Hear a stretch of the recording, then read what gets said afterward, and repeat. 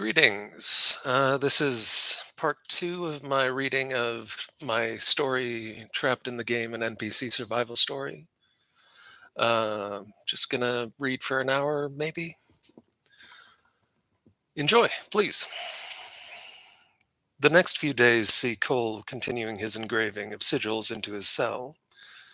While he undoubtedly would not be strong enough to face the woman in the red dress, he feels confident that as long as he's in the cell, he could face most of the acolytes and guards.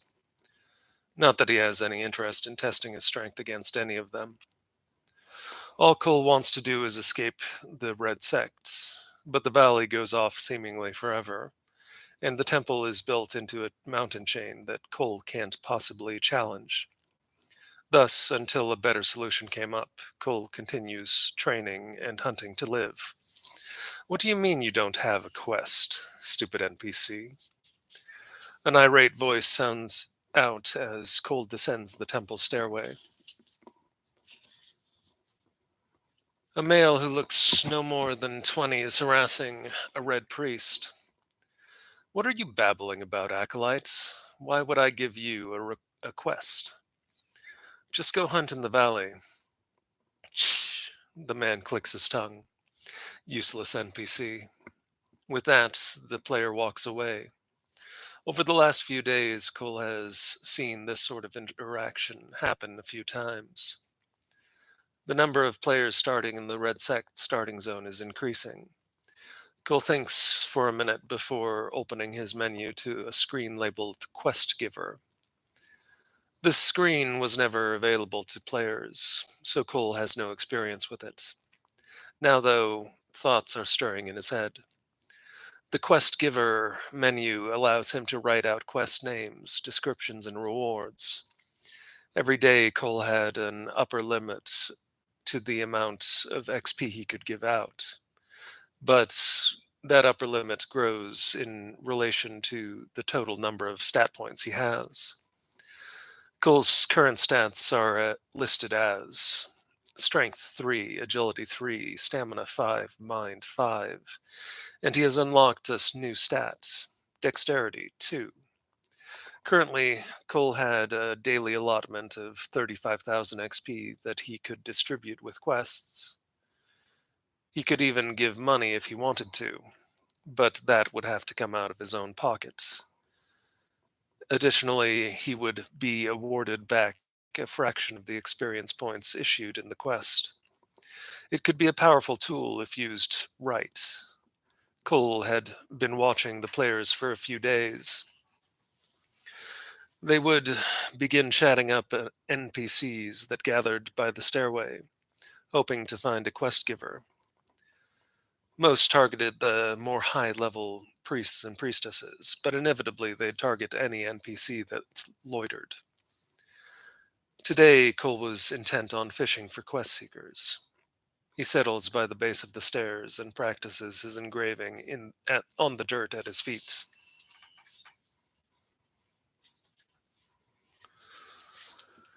Every so often, he would look up to see if anyone was approaching.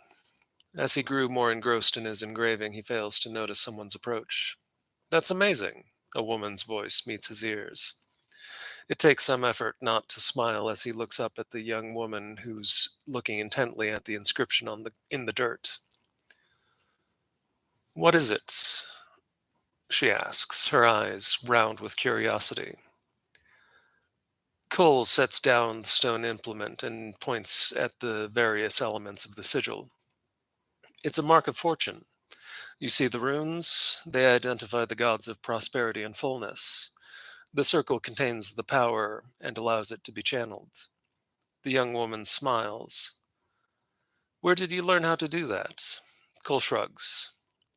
I've been doing it so long, it's hard to say where I learned it. She stands up straight and seems to be collecting herself. Sir, she begins, is there anything I can do to help you? Cole inwardly cheers. He'd already written out the quest. Quest, starving artist. Description. Cole Luna seeks aid in acquiring meat while he practices his profession. Acquire 10 pieces of meat for Cole. Reward 1000 XP, plus 1 reputation with Cole Luna. The woman's eyes are unfocused as she reads the quest. She ponders. Cole can't help but wonder if he set the reward too low. As he worries, she smiles. Okay, I accept. Well, with that, she rushes out into the valley, intent on getting him the meat. Satisfied with his first fighting attempt, Cole goes back to inscribing sigils into the ground. Most of the engravings are related to luck, but Cole fills other spots on the ground with protection sigils. He doubts there will be any issues, but it doesn't hurt to be cautious. As he busies himself, a smiling man approaches him. Hello, brother acolyte. Cole looks up. Greetings. The smile on the man's face seems sincere as he begins asking questions. Brother acolyte, might I know your name? Cole nods and states his name. Ah, the smiling man exclaims. That's a wonderful name. I also have a name, but it's kind of silly. Oh, Cole smiles inwardly. What's your name? The smiling man rubs the back of his neck sheepishly. Dancing Dagger. Cole hides his amusement. Some people like giving themselves unique names in the game, but Cole always preferred using his own name. It just helped him get invested in the character, though he never wanted to be this invested in his characters. It's a good name, Dancing Dagger. What can I do for you? The man's infectious smile returns. I was hoping you had a quest you could give me. Cole nods. In a moment, Cole is reading his interface. He groans. No money. Brother acolyte, we're all starving. Cole shrugs. With a sigh, Dancing Dagger nods. Okay, he says. The XP's better than other quests. I accept. With that, the smiling man goes off into the wilderness. Having noticed the pair before them, other players start showing up in front of Cole. Most of the players have no interest in small talk, eager to be off into the wilds. It doesn't take long for Cole to hit the upper limit of the XP he can give out. Fortunately, the number of quest seekers has already reached its limit, and Cole is left to wait for his quest seekers to return. The woman is the first back, and she smiles brightly as her inventory is unburdened of 10 pieces of meat. As easily as that, Cole gains a chunk of XP, all from standing around drawing in the dirt. As the day starts to die, Cole receives the rest of the meat from the hunters. When the players depart, Cole walks out over to the mean looking cook at his grill. I'd like to sell some meat. The man's piercing gaze analyzes Cole before he gives an almost imperceptible nod. The pair work out a reasonable price, and Cole walks away with a full wallet. Feeling pretty good about himself, Cole returns to his room to rest and continue his engraving. The days that follow see a repeat of this process. In addition to raising the levels of his class related skills, Cole uses XP to purchase potential points at a high price. Rather than build himself as a melee character, Cole focuses on the mind stat, bringing it up to 10. As the stat grows, Cole feels as though weights that he'd never known to be there were suddenly released from his mind. His understanding of the art of engraving develops into higher realms. Cole once more sits at his spot outside the temple. In his hand is a carving knife and a smooth stone. With meticulous precision, Cole is inscribing a sigil, with the defining feature being an explosive element. While busy, he doesn't notice a figure approach. Hi, Cole, comes a young woman's voice. His gaze turns up to see the pretty woman looking down at him. Is it just him, or does she look irritated? His thoughts are interrupted when she performs an exaggerated sigh. Seriously, Cole, when are you going to update your quest chain? How many days of meat do you need? Cole rolls his eyes. Did you just. She's flabbergasted to see an NPC roll his eyes. You're right, Cole says. There is something I need help with. Excitement wipes Excitement wipes away the young woman's astonishment. With a thought, Cole sends her the quest. Quest name: Precious Stones. Description: Cole Luna's artwork has advanced to the next level.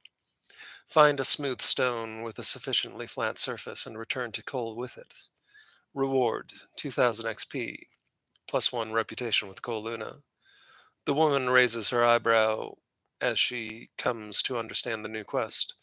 Well, she says, at least I only need to find one of them. I accept. Also, I'll take the meat quest. Cole smiles. Thank you. The woman leaves in search of Cole's prize.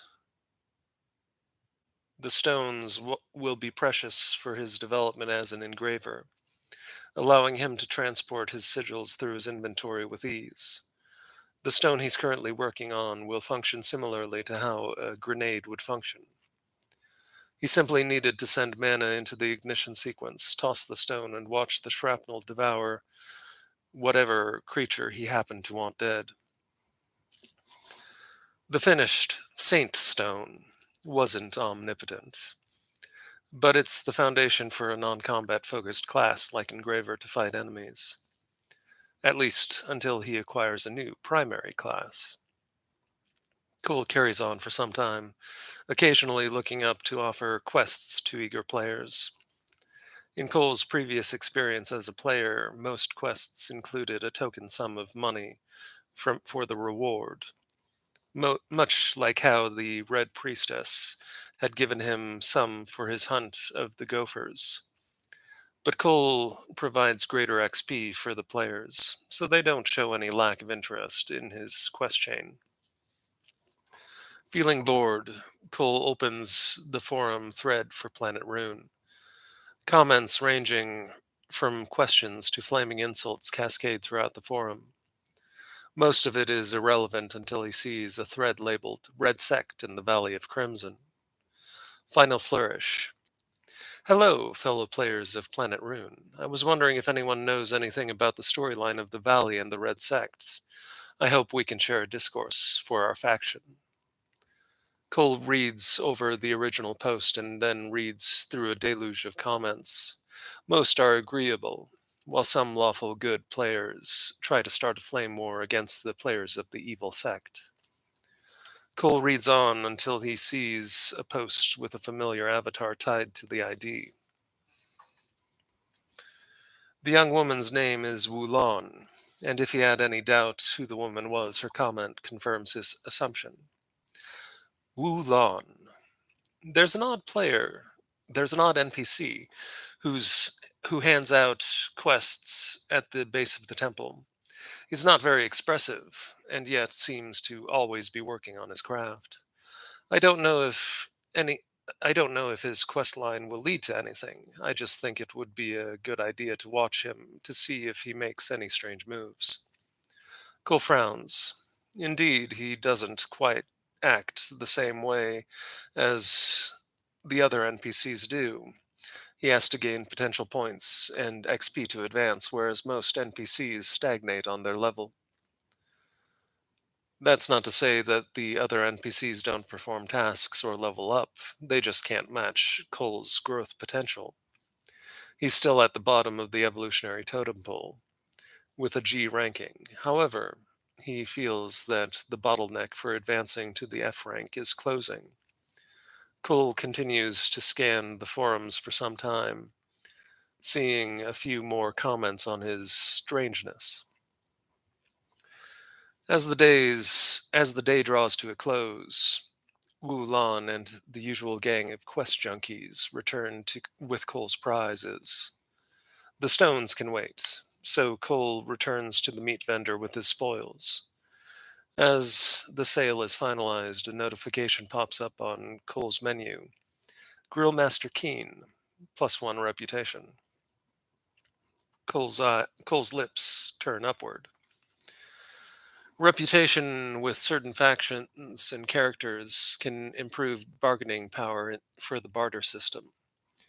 It can open dialogue options and quest opportunities.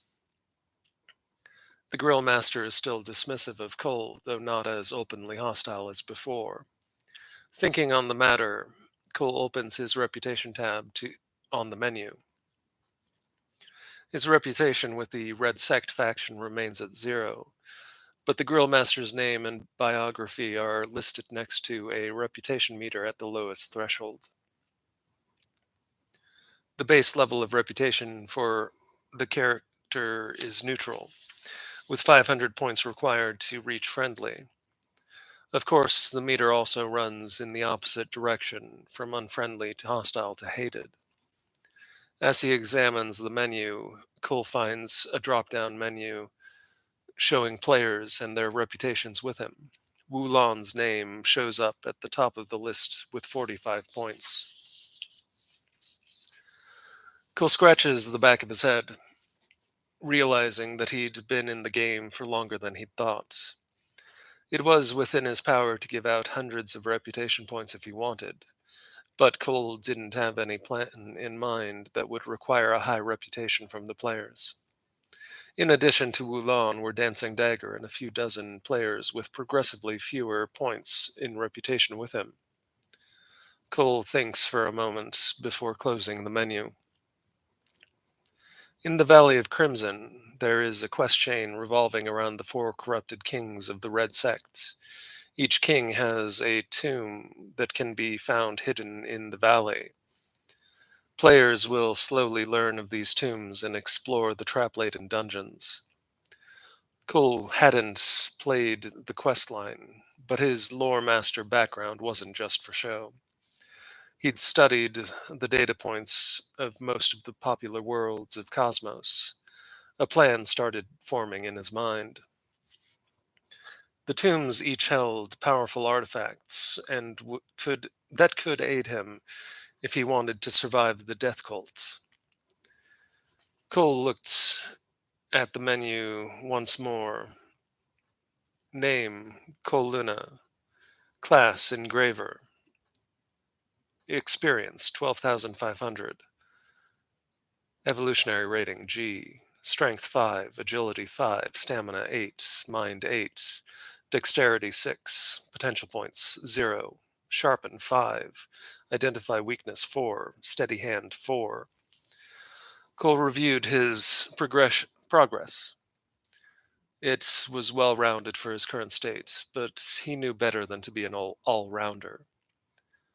He needed to specialize. Koluna had some level of mastery over all the main playstyles. The planet Rune supported melee and ranged physical damage dealers, but the true advantages to be found on the planet favored magic wielders. With his base class as an engraver, his class advancement would ideally be a mage type class.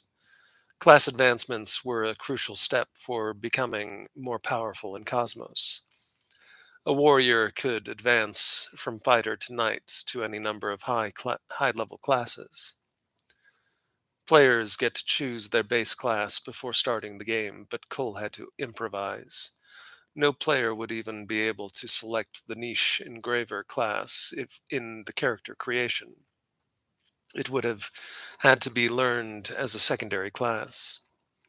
Cole didn't even know if he would have worked.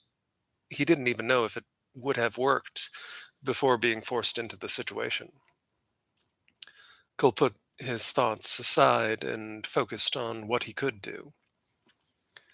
The days pass with regularity.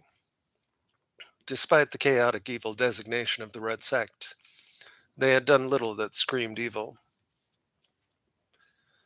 other than summoning demons into the bodies of their acolytes. The daily business of the faction was rather mundane. None of the Red Priests took issue with his business with the players. That's not to say they didn't notice. Cole could feel curious eyes on him when one of the odd players came to him with meat and stones, seemingly giving the adventurers nothing for their offering. In Cosmos, the NPCs view the players as immortal braves, odd phenomena that appear across the galaxy. In the base game, the immortals appeared for the first time in memory. In these early days, the NPCs saw no issue with the strange but weak players. As the expansions were released, the early ambivalence towards the immortals grew into trepidation and all out hatred. This attitude had a lot to do with the basic nature of gamers. The toxic and often violent gamers grew into a threat to the established order on many worlds. The chances of him being murdered by an aggressive player were too high. While Cole had managed to attain a class and boost his stats points to some extent, he was far behind the players in evolutionary rating. Boosting his G rank to F would have a qualitative effect on his power. In his haste to get a well-rounded stat list, Cole had neglected to invest his experience points into his evolution meter. Evolution meter, 0 out of 750,000. The amount he needed to accrue was relatively small at this level, but it would cost him the option of investing in his stats. Still, it was time to focus on the rank up. Fortunately, before the D rank evolution, he didn't have to perform a race quest to advance. All these thoughts swirled in Cole's head as he took his spot outside the temple. Wu Lan approaches him as he scratches at the surface of one of the stones brought to him by the players. She watches him for a moment before speaking.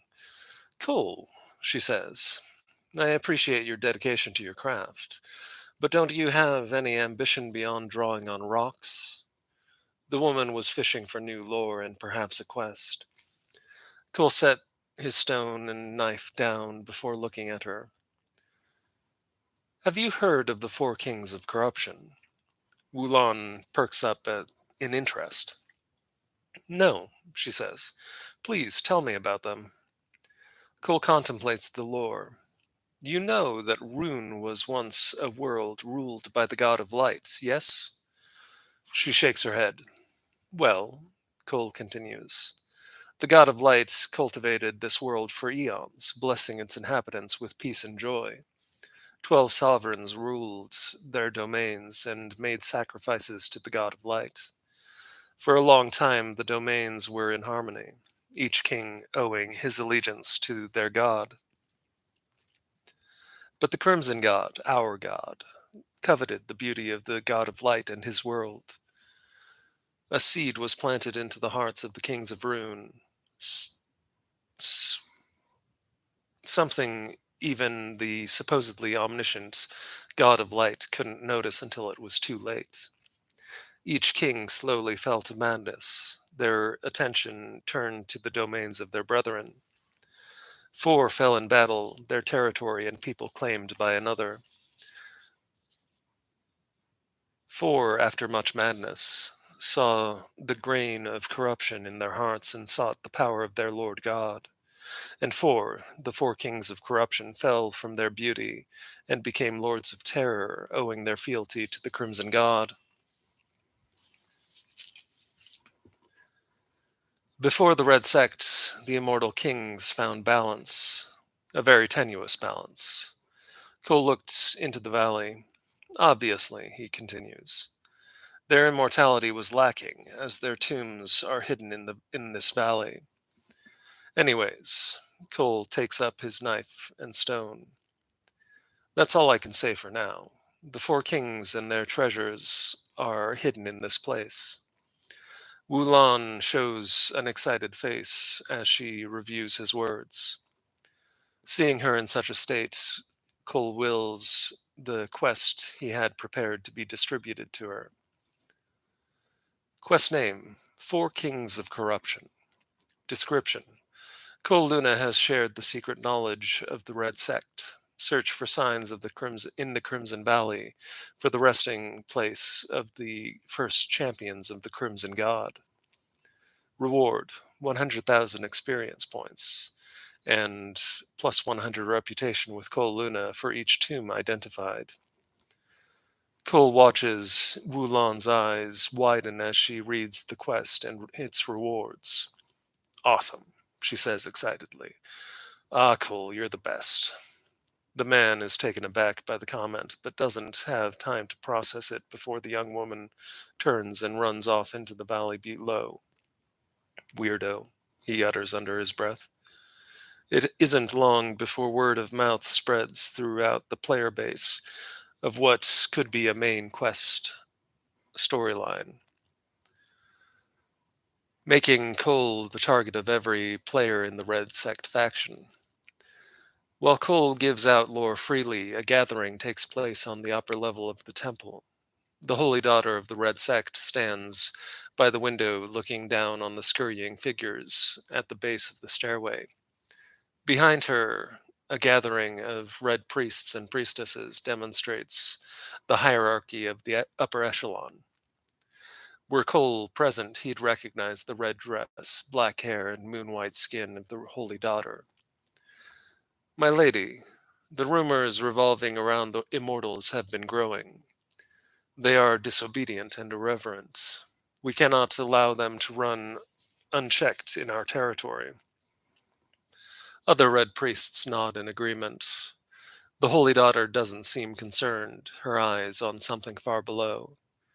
My lady, we should make an example for the immortals. I recommend using a number of them in blood sacrifice to our god. We can even do so repeatedly with their ability to revive. The holy daughter raises her hand to silence the gathering. What do you know of the four kings of corruption? The gathered priests blink in confusion. My lady? The holy daughter turns from the window.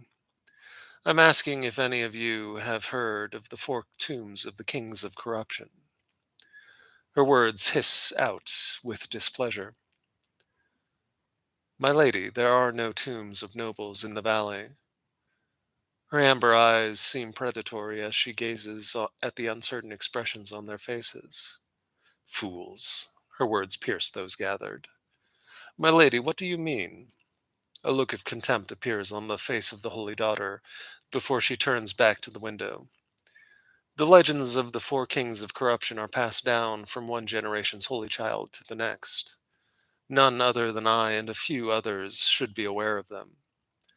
But never in the legends were there mentions of tombs in the valley.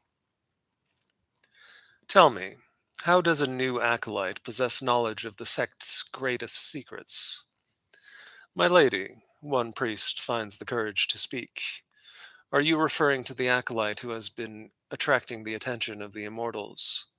The one who's always drawing sigils? Yes, she hisses. Perhaps, the man continues, we should interrogate this acolyte. The concept of interrogation in the Red Sect is pure torture. No, the Holy Daughter says decisively. The priest and his fellows show confusion on their faces. The Holy Daughter looks down on the almost inconspicuous, frail man as he speaks at length with one of the immortals. No, she says again, I want to see more before taking action. Far below, Cole is unaware of the potential dangers looking down upon him.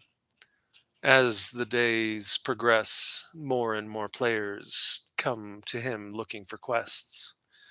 As he takes a portion of their earned XP every time they complete a quest, his strength is bolstered.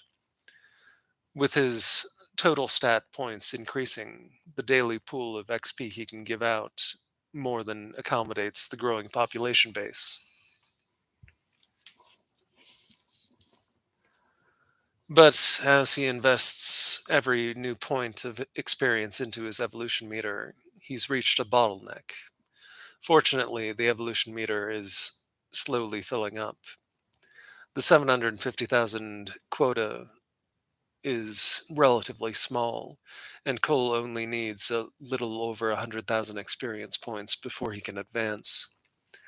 While the quest to find the tombs has drawn a lot of attention with large rewards, none have come back to him in success. After and while the meat and stone quests are a good start, Cole feels that he needs to find something new for his patrons.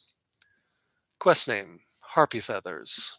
Description: Cole Luna has tasked you to procure 10 harpy feathers from the grotto in the southern valley. Rewards: 5,000 XP, plus 2 reputation with Cole Luna. Quest name: Dragonflies of the Wetlands. Description: Cole Luna has tasked you with procuring 10 dragonflies at the extreme east of the Crimson Valley. Rewards: 5,000 XP, plus 2 reputation with Cole Luna. As he finalizes the quests, he waits for the opportunity to share it with the players. As if on cue, the familiar dancing dagger comes close to Cole. Mr. Luna, the player says with familiarity. It's good to see you this morning. Morning, Cole questions, looking to the sky. The sun is well past its midday height. Dancing Dagger chuckles.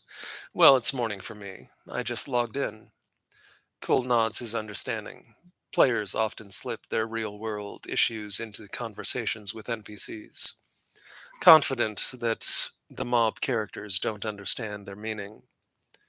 Well, Dancing Dagger says excitedly, I had a premonition of sorts last night. Cole raises an eyebrow in skepticism. And what was this premonition? Dancing Dagger smiles smugly. That you would have a new quest for me today. Cole shrugs. I do. Dancing Dagger beams. The young man has an honest and friendly face beneath golden locks. He's the sort of person that would easily make friends. So Cole can't hold it against him that his premonition had come true. With a thought, Cole shares the quests he's worked on. Dancing Dagger smiles. These are good, but I was hoping you'd have something related to the Kings of Corruption. Cole smiles a half smile. I have yet to receive any reports related to the tombs. Dancing Dagger shifts his weight awkwardly. Cole, he says, I have been meaning to ask, who are you in the Red Sect? As far as I can tell, you're not a Red Priest. We've all been wondering why you give out so many quests, and even one as big as the Four Kings. Cole smiles as his vision becomes unfocused. A moment later, he brings a single finger to his lips. Shh. Dancing Dagger's expression changes from curious to anxious. In his mind, Cole thinks that at times being particularly enigmatic can have a powerful effect on people, particularly players. The concept of secrets in Cosmos is what drew Cole so deep into his life before. Now he stands as gatekeeper to those who once would have been his peers. In many ways, Cole has acclimated to his new life. He's given up on trying to petition the moderators for some sort of escape from the game. Besides, he's found a new enjoyment in the game that he'd been lacking in the latter years of his time as a player. Dancing Dagger is quiet for a moment before a sly look comes over his face. He nods and says, I'll be back with your materials soon. With that, the young man leaves to seek out the items for his quests. Alone again, Cole stows his items and walks over to one of the general goods vendors. The middle aged woman who runs the shop gives him an appraising eye. What can I get for you? she asks indifferently. Cole looks through her supplies until he finds vellum parchment. Her stock isn't particularly large, but the Red Sect sorcerers have enough need for the vellum that the supplies are restocked regularly. I'll take all of these, he says, placing the parchment down in front of her. When the transaction finishes, he notes the +1 reputation with the woman, and the not quite so indifferent look in her eye. Merchants in Cosmos only care about money when it comes to reputation. Pay them enough and they'll love you. Walking away from the vendor, Cole feels that his work for the day is done. As he walks back into the temple, on his way to his room, he feels his body stiffen. An evolutionary dread falls upon him as a woman in a red dress walks towards him.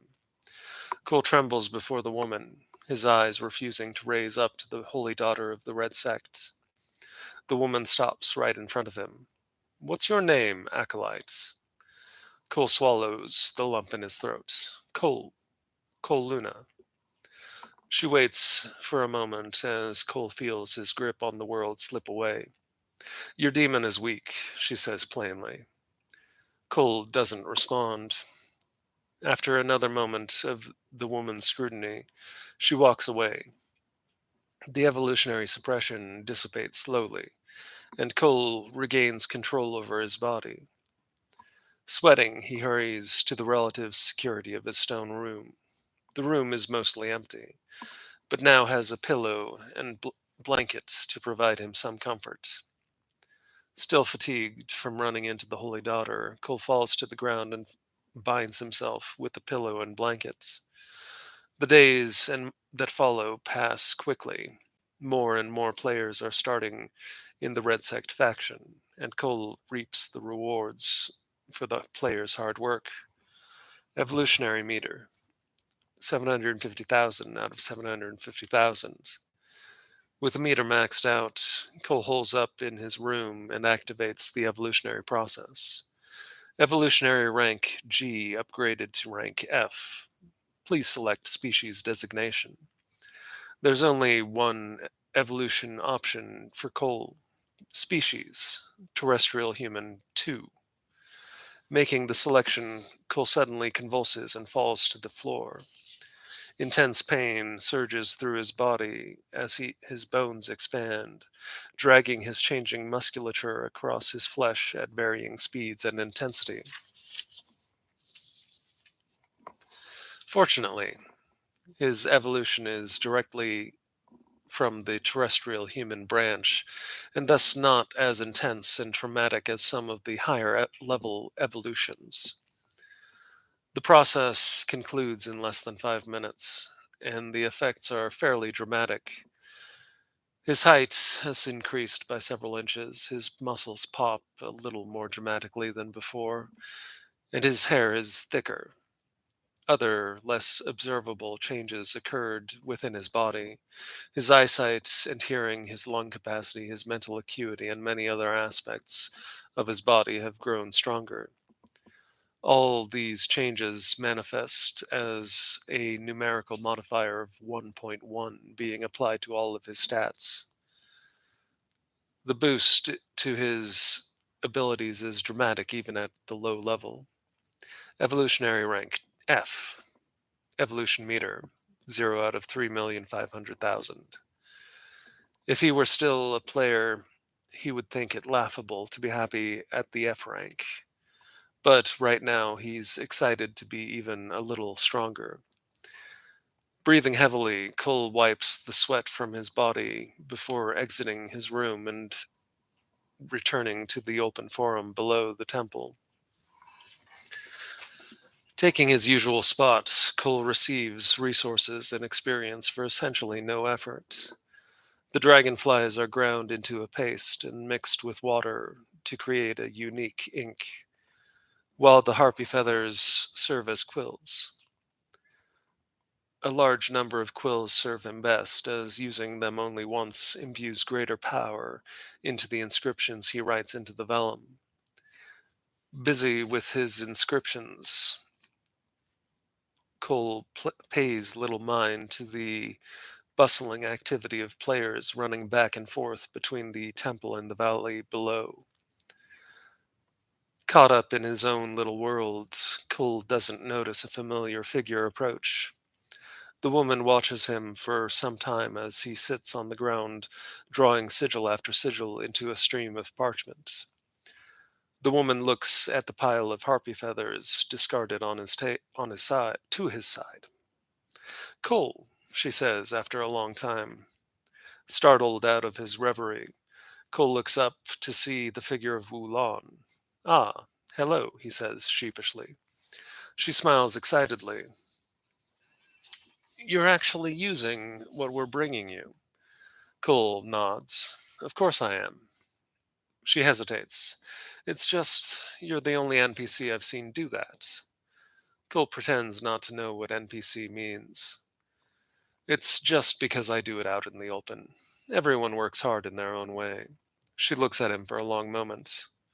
Cole, she says, I asked you about your ambition before. You said it was the tombs of the kings of corruption. It's just, she hesitates. You seem different. Are you a hero character? Cole thinks about her question. Hero characters are story protagonists who carry the events in a localized area. They can be world bosses and at higher levels can influence the galaxy on a grand scale. Cole shakes his head. I'm not a hero. I'm just a person. He plays off his ignorance. But the idea that he could have a great deal of influence on the story of the Red Sect had crossed his mind. Wulon cocks her head to the side and looks at the parchment again. Say, Cole, she goes on, would you be willing to sell some of your inscriptions? I'll pay what I can. Cole shifts on his feet. He had thought to sell them when he first started making them. An inscribed vellum can store a spell for use by anyone holding the vellum. He'd made protection spells and attack spells. He even made several utility inscriptions like temporary invisibility and movement speed boosts. He'd written off the idea of selling them early on in his crafting. With the number of inscriptions he'd made and their potency, the entire dynamic of the Crimson Valley would change. The reason he spent so much time drawing out the sigils was to boost his proficiency and gain both experience and potential points. Cole shakes his head. No. Wulon frowns. Before she can say anything more, Cole draws up a new quest. Quest name: Just Dance. Description: Dance for Cole Luna's amusement. Rewards: 0 XP, 0 reputation with Cole Luna, 1 inscription, Leader of the Pack. The Leader of the Pack inscription allows the user to boost movement speed by 15% for 3 minutes. Wulon's jaw drops when she reads the quest. Soon her face runs crimson as she looks around at all the other players milling about. She grits her teeth and accepts the quest. Her breath is tight as she once more looks around. With a sigh, she begins awkwardly moving her feet and arms. It can hardly be called dancing, but she endures the embarrassment and continues for a couple dozen seconds. Coming to a stop, Wulon looks over her shoulder to see a few players looking at her oddly. She says anxiously, is that good enough? Cole enjoyed the whole display quite a bit. Yep, good job. The quest completes, and the Leader of the Pack inscription is automatically deposited into her inventory. Wulon looks at Cole with some resentment before pulling out the inscription and activating it. Like a gust of wind, the young woman races off into the wilds. Some curious players approach with anticipation of a new quest and ask Cole if there's anything they can do for him, like maybe dancing. Cole feels a headache coming on as he passes out the quest and watches as several people all foolishly dance for him. He randomizes the inscriptions that get distributed, allowing players a wide array of playstyles. Unlike other quests, Cole locks Just Dance at one time per user. He doesn't need to be harassed every day by weirdos wanting to dance for him. It doesn't take long for word of the powerful inscriptions to be widely known, and the entire forum is filled with players dancing with varying degrees of skill.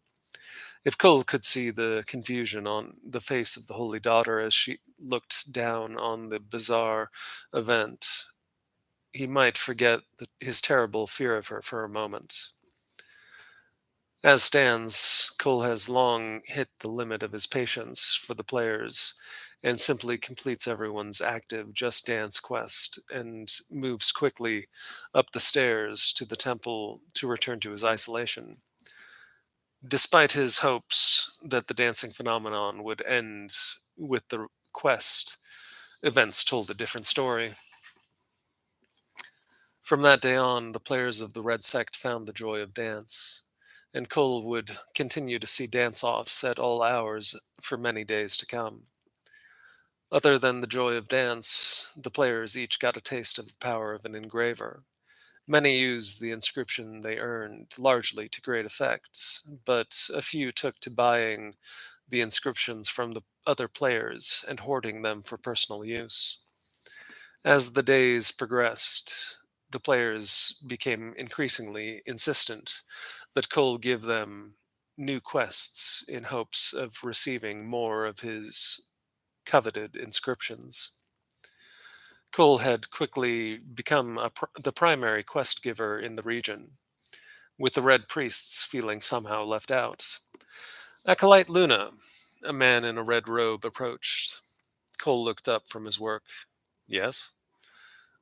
The Red Priest's eyes examined the inscription Cole was working on. Acolyte, you have not been attending your lessons. Do you consider your skill beyond that of your trainers? Cole could recognize a loaded question for what it was.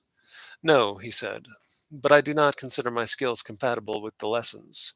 The Holy Daughter herself has noted the weakness of the demon inside me. The priest nodded.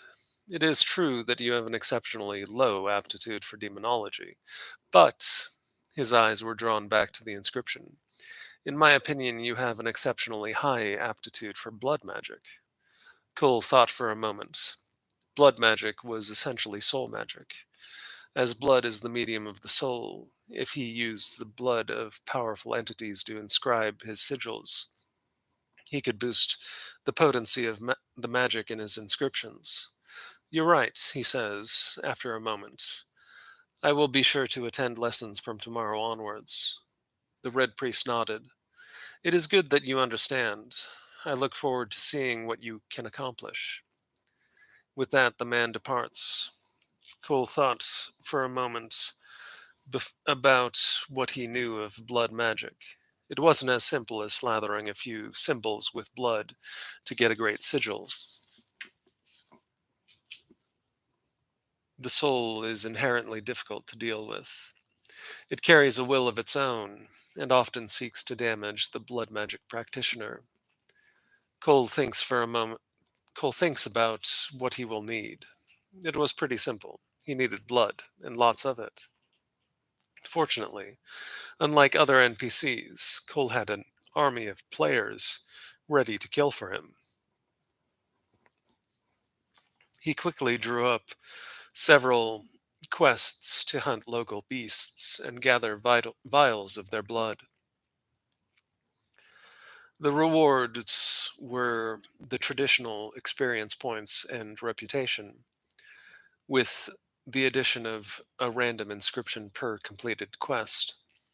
As the day was dying, Cole issued out a number of quests and retired for the day. The first day of lessons in blood magic progresses smoothly. Again, he's in a room with acolytes of a variety of temperaments. But notably, the more aggressive and bestial acolytes were mostly absent, presumably preferring demonology for its aggressive use of demons. The starry eyed fanatics and cold, calculative acolytes dominate the student body. The lecturer discusses the principles of the use of blood magic. It is to be noted, the lecturer says, that it is not the volume of blood that matters, but the power of the entity and the freshness of the blood. It is best to use the blood of a recently killed entity, as the soul still lingers within the vessel of the body. The longer the blood remains unused, the less potent the magic will be. Additionally, it is difficult to use the blood of a living entity. This is because the soul hasn't been released in death. Of course, methods such as blood poison and blood burst can accelerate the process. There is an exception for the use of living blood, that is, the use of your own blood in your magics. But it is advised that you should limit such practices as much as possible. While the soul may recover over time from excessive use of your blood, it can weaken you for extensive periods. When the day ends, Cole comes away with a positive opinion of the lesson. Much of it was rudimentary, but some of the concepts were new to him. As he descends into the forum again, he sees a large number of players loitering around his spot. Some were the ones he'd given the new quests to the evening before. Others had heard about the quests and their rewards. Everyone seems excited. As Cole approaches, players pounce on him, leaving him unable to reach his usual spot. Cole, you're finally here, one says with relief. Yeah, boss man. We've been waiting for you. Just say the word and we'll get what you need. Others just smile and wait for their turn. Never in his life had Cole been so popular, but now he can barely move for all the friendly attention the players are showing him. Giving up on getting to his spot, Cole sends out a mass quest to share. Cole sends out a mass quest share for players in his vicinity. The quest is taken up by everyone, and with little fanfare they depart. So much for popularity, Cole thinks. A few remain to turn in their quest and receive the rewards. Woot! A young player says in excitement. Quickly, Cole gains enough beast blood to begin his inscription practice. When the blessed player departs, Cole begins to work with the blood. The experience is significantly different from how it was with the dragonfly ink. The blood is the medium of the soul, and the beasts died in pain and anger. Their souls carry resentment and the desire to be free. But Cole will not permit his ink freedom. He imbues his mana into the blood and forces the souls to submit. With practice comes control, but the practice will take time. As a result of his inexperience with blood magic, vellum after vellum is ruined, and the one time use of the vials results in much waste. Cole feels frustrated by his repeated failures. Thus far, not one of his attempts has resulted in success, and he is starting to run out of blood.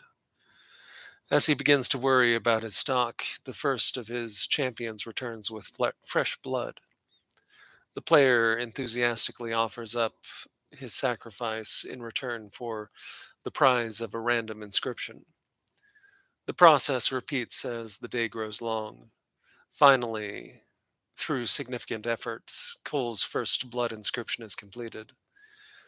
If the Dragonfly Ink inscription were Tier 1 inscriptions, then this blood inscription is Tier 2. Of course, not all blood is equal. Higher level monsters could elevate the tier of an inscription to a higher level. The inscription Cole had just completed was a protection sigil. It would manifest a golden force field that would protect its caster for up to 30 seconds from both physical and magic damage. The inscription was at a level that shouldn't be available to players this early in the game, and Cole has no intention of sharing this level of spellcraft with the players, at least not yet. He continues for some time as the day is dying. Hey, Cole, a familiar voice sounded. Wulan approaches with a slightly bitter expression on her face. Hello, Wulan. The woman looks away from him as though he were the one approaching her. After a moment of silence, Wulan sighs and starts to chuckle. Then she stops and looks at Cole fondly. You have new quests already. It wasn't a question. She'd heard all about the ridiculous antics of the players in response to Cole's strange quests. I do. Would you like to receive them? She nods, and he shares the quests. She takes the older quests too, as they had reset from the day before. Cole, Wulan says after a moment. Tell me what you're up to. Her words are frank, as though she can see through his every move. He smiles. I'm practicing my art. She looks at his scrap pile. He certainly had been practicing. But Wulan narrows her eyes as she looks at Cole. You know, Cole, she says, I've been talking to the other people here at the temple. I've spoken with the priests and priestesses. The other acolytes have remarkably little going on, essentially no quests.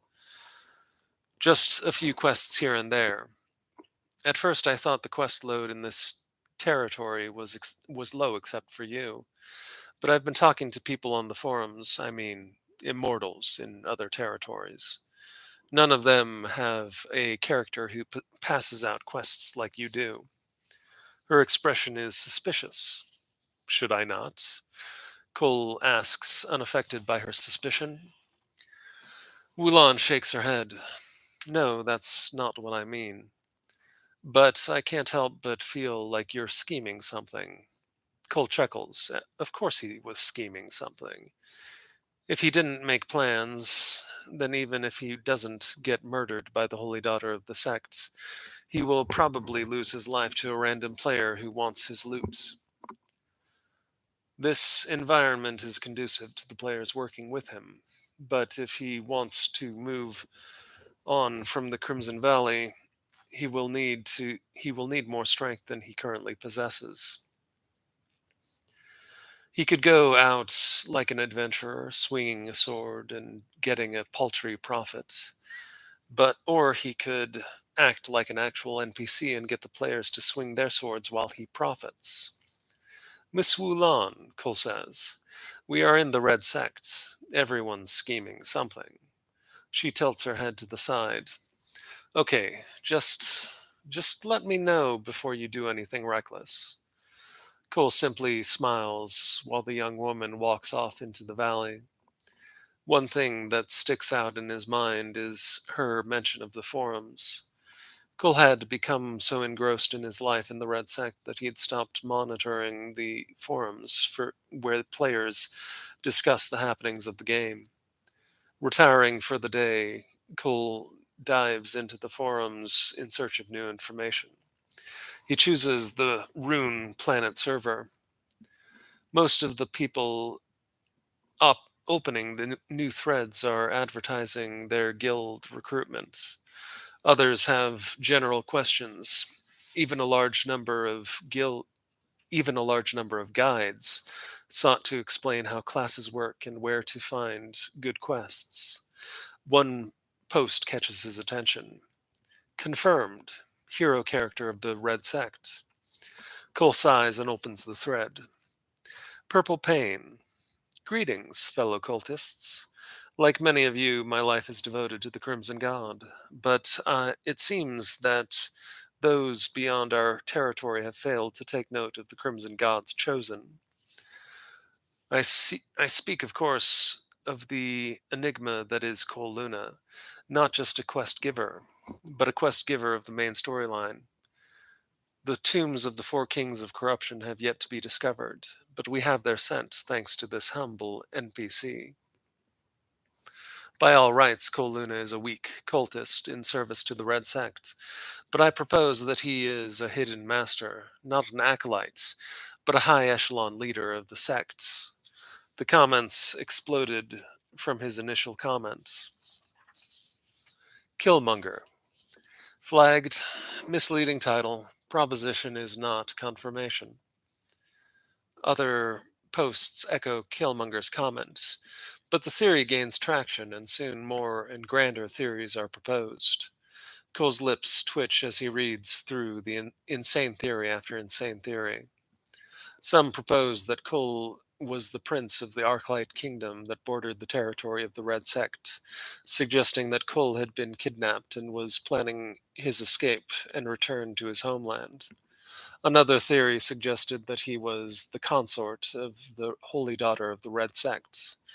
Cole couldn't even laugh at the absurd notion. Quickly growing bored with the posts related to him, Cole looks over the territory forums of Planet Rune. At this stage, all most players are doing is hunting boars and wolves in the wilderness.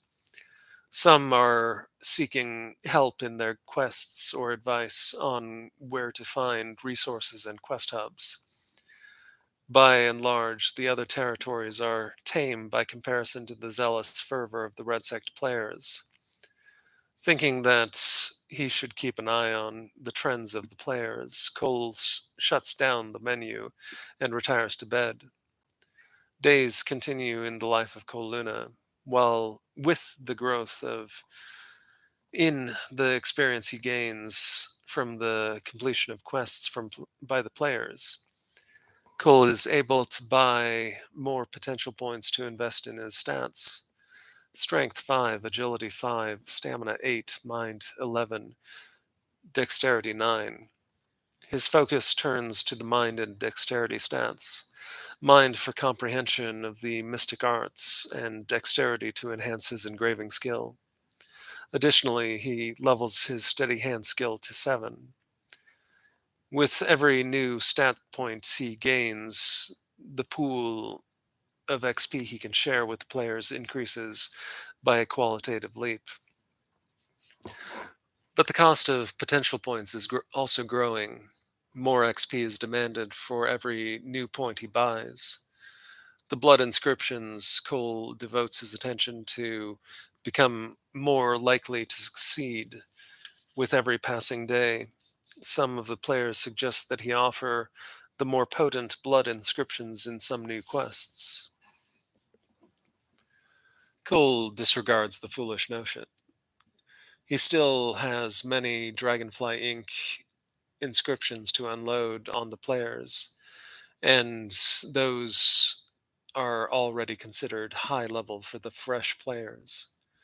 In the morning, Cole attends lessons. In the afternoons, he works on his craft while dealing with the players. His study of blood magic gradually opens a new stat type, Spirit 1. The Spirit stat is related to the Mind stat, but has a closer relationship to the soul. It becomes readily apparent that if he were to continue with his study of blood inscriptions, he would have to boost the spirit stat. One day, while Cole is preoccupied by his task, a boy walks up to him. The boy stares inquisitively at the elaborate sigil. Cole carries on, expecting to be interrupted by a request for a quest, but the boy simply stands there watching him work. This carries on for some time before Cole looks up from a finished piece. "Hello, immortal brave," he says solemnly. The boy looks at him for a moment before asking, "Are you Cole Luna?" Cole wonders who else would be Cole Luna. I am. Who are you? The boy bites his lip. I'm Jake Snow. Cole nods. Hello, Jake Snow. What can I do for you? The boy shifts on his feet. Can you teach me how to do what you're doing? Cole is surprised by the request. Most of the adventurous immortals are focused on the principle of hitting an enemy till it dies. Crafting professions are few at this stage, largely because none of the trainers are easily accessed. Learning a basic combat class is as simple as picking up a relevant weapon and using it on an enemy. A handful of players out of any given hundred might have picked up a cooking class by putting fire to some meat, but more niche crafting classes like Engraver are non existent at this point in the game. Cole thinks for a moment. He doesn't know if there are any advantages to being a class trainer. It could potentially be just be a waste of time. But then he might find some advantage in tutoring the boy. Jake Snow, why do you want to become an engraver? The boy cocks his head to the side. Because they're powerful. Cole doesn't know whether to laugh or cry. How could this kid believe that engraver is a powerful class? Without his knowledge from a decade of playing Cosmos, he would never have reached this level of power so quickly. Wondering if letting the boy continue in this delusion was cruel, Cole sighs. You don't want to be a warrior. The boy shakes his head. You don't want to be a mage. The boy shakes his head. What about a rogue or a priest? No, the boy says with finality. Are you sure you want to be an engraver? It'll be harder than you think. The boy nods his head. Yes, Mr. Cole. With a deep breath, Cole closes his eyes and thinks. There isn't any harm in letting the boy try. He sorts through his inventory until 5 pristine stones are laid out on the ground. Additionally, Cole pulls out a carving knife and a stone with a basic sigil carved into it. He gives the stone to the and knife to the boy and points to the 5 stones. Copy the sigil and carve it into the other stones. Don't waste the stones. Unless the stone is utterly defaced, keep trying to copy the sigil. The boy looks at his implement with excitement. He nods his head in earnest. With that settled, Cole returns to his work. Every so often, he looks over to the boy who is having some trouble handling the knife. Were this the real world, he'd never give this task to a child. But this is just a game. The boy will readily recover if he accidentally cuts himself here. The day grows long, and Cole cleans up his area before looking at the boy and his stones. Unfortunately, all 5 stones are mangled under the boy's efforts, but Jake Snow is diligently attempting to salvage one of the rocks. Okay, young man, Cole says while clapping his hands. We're done for today. The boy seems reluctant, but sets the stone aside and offers up the knife and sigil stone. Cole disregards the foolish. Yeah, keep them, Cole says dismissively. If you want to come again, you're welcome to. I'll give you fresh stones when you need them. The boy nods. Thank you, teacher. Cole feels himself laugh. Okay then, go do your own thing. I'm headed to bed. The boy nods his head and to Cole's back. Somehow, Cole feels more exhausted than usual, but also excited. Somehow he has become a class trainer. The night passes peacefully, and he diligently studies the intricacies of blood magic in his morning session. His peers are he peer his peers in the class each demonstrate their high aptitude for blood magic in its base form. However, only Cole has a notable understanding of employing blood magic in array formation. His ability to lay out magical structures with blood earns high regard from the instructor. When he finishes his class, Cole returns to the open forum below the temple. The boy is already waiting for him, studying the engraved stone. Cole approaches unnoticed, and the boy is startled when he finally notices his mentor's presence. Mr. Cole, the boy says with more emotion than he had the day before. Cole nods at the boy and summons 10 pristine stones at his feet. Every day, many players continue to bring Cole stones, feathers, dragonflies, and even greater volumes of beast blood.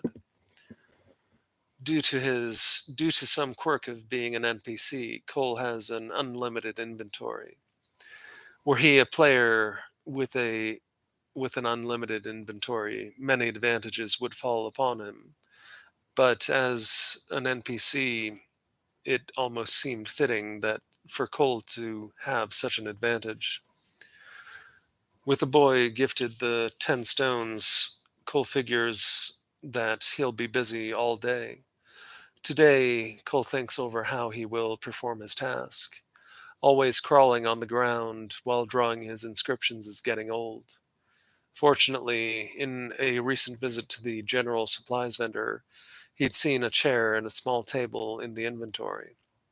Leaving the boy, Cole crosses the forum and approaches the lady running the store. An almost imperceptible sign of recognition crosses the woman's eyes. Cole expresses his desire for purchase and is awarded a friendly smile.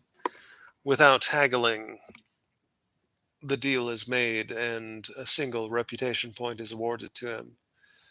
The chair and desk both fit in his inventory and can be summoned or dismissed at will. Returning to his usual spots, Cole releases his new furniture and sits down to begin his work. Before he can put pen to paper, a familiar figure approaches. The blonde man the blonde hair and charming face of Dancing Dagger disturb Cole's work. "Hey, Cole," the man says in greeting. "Hi," is Cole's simple response. Dancing Dagger looks from Cole to the boy, who is standing a short distance from Cole and his table. "Is the boy doing something for you?" he asks curiously. Cole shakes his head. He's learning how to be an engraver. Dancing Dagger's eyes widen. "You're a class trainer," he asks excitedly. Cole shrugs.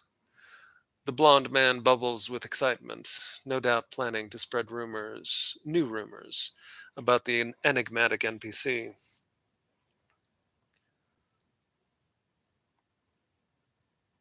Irritated, Cole asks, "Are you here for something?" Dancing Dagger nods his head. He looks around to make sure no one's eavesdropping. "The Four Kings. I've found proof of one of the tomb's locations." Energy fills Cole, and he momentarily forgets his crafting. "What's your proof?" Dancing Dagger pulls out an unpolished silver ring. On the surface, an engraving can be read. "The King of Tempests keeps eternal watch over the endless sea." Cole thinks for a moment. The hint should be referring to the salt flats far to the east of the valley. Additionally, there is a single rocky outcropping that ascends to the sky like a hand, fittingly known as the Hand of God. That should be where the one of the kings of corruption rests. Cole nods and accepts the ring as proof. A large chunk of experience points and reputation flow into Dancing Dagger's menu. His smile is wide with satisfaction. "Let me know if you're going there. I'd love to see the tomb." Cole nods. When he does, when he does go, he will be taking an entourage of players. Dancing Dagger is already at the top of the list of those he will take. The blond man looks at the studious boy a final time and grins. "Good luck, kid." Jake Snow looks up from his carving and nods his head to the attractive man. With that, Dancing Dagger departs. Cole can already feel the number of players who will come in search of class training as a result of Dancing Dagger's coming forum post. Putting such thoughts aside, Cole returns to the vellum on his new table. The seated position is much more agreeable for inscribing. The day carries on with the steady flow of players seeking the rewards for their quests and getting new quests in turn. With the revelation of the likely location of a tomb, excitement starts to build. Dancing Dagger has demonstrated his propensity for gossip. Word of the tomb even reaches the ears of the Red Priests. High above the gathering, at the base of the stairway, another session held by the Holy Daughter of the Red Sect is underway. The woman herself remains by the window, her eyes glued on to a certain figure. My lady, there is no proof that such a place even exists. You must know this more than any other. The acolyte is deceiving the immortals. Other priests and priestesses nod in agreement. The Holy Daughter's brow is knit with concentration. What do we know of the immortals? She asks after some time. A high ranking priestess steps forward. My lady, the immortals are extra dimensional entities, phenomena of space itself. The records of the civilizations of Rune have long known of their existence. The immortals are known to be generated by the universe at irregular intervals, but there is no recent, until now, record of their existence in Rune's history. The immortals themselves are bizarre, irreverent creatures. They almost seem to speak their own language, which has little meaning to the local population. There is some danger in dealing with the immortals. They hold no fear of death, and as they can revive, and they are most proficient at violence. They also have an abnormal growth speed, overcoming bottlenecks in their strength far faster than our humble natives. Lastly, I would have to say is that they disappear at irregular intervals, popping into existence for hours before disappearing seemingly at their discretion. The Holy Daughter listens to all the information. These are facts that of which she was already aware, but she knows that the secrets of the immortals far exceed the ones listed by her advisor. After a moment of consideration, she asks, "What of Acolyte Luna?"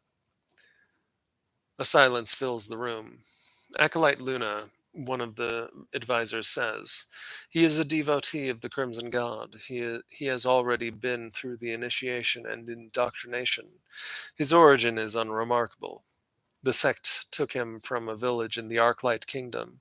Nothing is known of him before that time, though he was notably easy to control until he was initiated. Recently, he has been studying blood magic diligently. Additionally, he has a remarkable ability to control the immortals. For quite some time, he has been gifted large amounts of resources by them without returning anything to them. And yet the immortals only grew more eager to deliver him materials that he had been using to create arcane inscriptions. We know that he has recently been gifting these inscriptions pla- to the braves and for other services they render. And it is worth noting that the efficacy of his scrolls is high and dynamic. The Holy Daughter raises a hand, silencing the speaker. Go and acquire 100 scrolls from Acolyte Luna.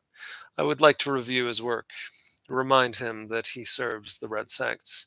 If he does not offer the scrolls freely, lock him in the dungeon. The Red Priests bow and move to complete their task. Soon Cole is met by a small procession of priests and priestesses. As lead, at the lead is a middle-aged woman She looks at Cole as he is engrossed in his engraving. After some time of going unnoticed, the priestess coughs. Only then does Cole notice the company. S- Startled by the gathering of red robes, Cole hastily stands.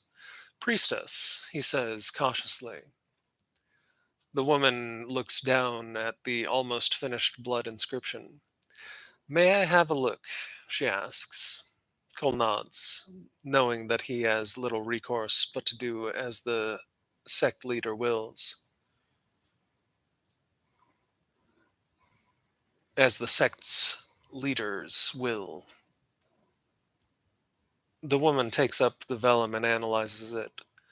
At times her face shows enlightenment, at others confusion and consternation. After several minutes of silent observation, she sets the parchment down. Acolyte Luna, she says with an odd look in her eye. The sect requires 100 scrolls of your making. Cole lets out a deep breath. A quest popping up on his screen. Quest name, Proof of Loyalty. Description, the Red Sect has its eyes on you.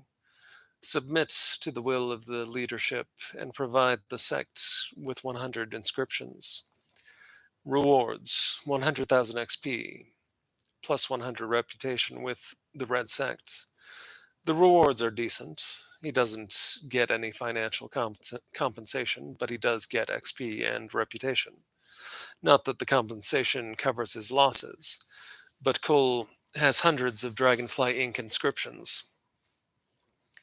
Cole nods to the priestess, pulls out 100 lesser scrolls, and hands them over to the priestess.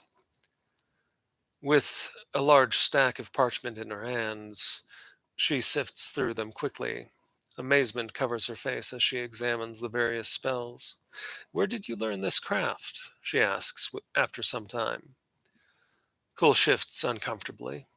I had a tutor once. His explanation is vague, but also not untrue. The priestess seems unperturbed by his lack of forthrightness. You have done well, Acolyte. The Red Sect will certainly call on you again. I wish you wouldn't, Cole thinks silently. With that, the entourage of red priests and priestesses departs back to the temple, their prize held tightly. Turning his head from the departing forms, Cole looks over at the boy still diligently cutting a mangled stone. Cole walks over to the boy and pulls out another engraved stone, different from the one the boy is practicing with. Try this one too, Cole says. The boy looks up for a moment before taking the new stone. Cole watches as his pupil examines the stone for some time before getting to work on it. Settled, Cole returns to his table and finishes his blood inscription. As he finishes, a female player approaches. Her demeanor is little more than a fan meeting her idol. Mr. Luna, hi. Cole looks up and recognizes the woman from the times he'd given her quests. She'd always been somewhat starry eyed, but she wasn't so nervous before. Hello, he says with a smile. The young woman's eyes turn from Cole to the boy before turning back to Cole. I heard, she hesitates, that you are providing class training services. Cole raises an eyebrow. Damned dancing dagger. I can, yes, he said, but I can only have one apprentice at a time, and the slot is taken by Jake Snow. The woman deflates, causing Cole to feel bitter in his heart. After a moment's deliberation, Cole clears his throat. Are you sure you want to be an engraver? The woman senses an opportunity, and her frown turns into a hesitant smile. I am. Cole looks at her and asks, you do know that engraving isn't a combat class. At best, it's a support class. The young woman looks. The young woman nods. I know. I just think it's amazing how versatile your inscriptions are. Cole's eyes track to the general store vendor, a plan forming in his mind. Come see me tomorrow, he says. I may have something to give you at that time. Excitement and joy fill the woman's face before she bows deeply to Cole. Watching her run off, Cole leaves his table behind and finds his way to the general store. The woman running the shop has the light of recognition in her eyes. Acolyte Luna, the woman says, what can I get for you today? Cole browses her wares until he finds a stack of tomes, books of varying thickness, devoid of any writing within, the perfect tool for mages to create their spell books. Cole pulls out a few skinny tomes and places them before the woman. A knowing look crosses the woman's gaze. You're always so busy, Acolyte Luna. I wish my business were as busy as yours. Cole smiles and pays for the tomes. Back in his standard position, Cole takes out one of the tomes and begins drawing sigils in dragonfly ink. The hours pass as Cole draws sigils at the top of pages and fills out a series of paragraphs defining the sigil and explaining the mechanisms within the structure. With as much practice as he's had over the previous weeks, the sigils and explanations stack up rapidly. The system finally gives him a prompt when he finishes the last page. Congratulations, you have just created a magic item. Item name, the rudimentary laws of engraving. Description, the painstaking work of Koluna has created a class change book. The rudimentary laws of engraving allows user to change their class to engraver. Much study is needed to master this art. Cole looks through this tome with satisfaction. The sigils he used were all low level. There's no point in teaching advanced work when there's no foundation. Looking at the sun in the sky, Cole decides to open a new tome and begin the process once more. At some point, Jake had disconnected. That didn't mean that the other players were done. Many players came and went, each with their own agenda. Cole finishes the last page of his tome as twilight settles on the valley. With a yawn, Cole retreats to his room and goes to sleep. Well, that's it for tonight. I have plenty more to come if you care to watch, listen next time, tomorrow probably. Have a good night.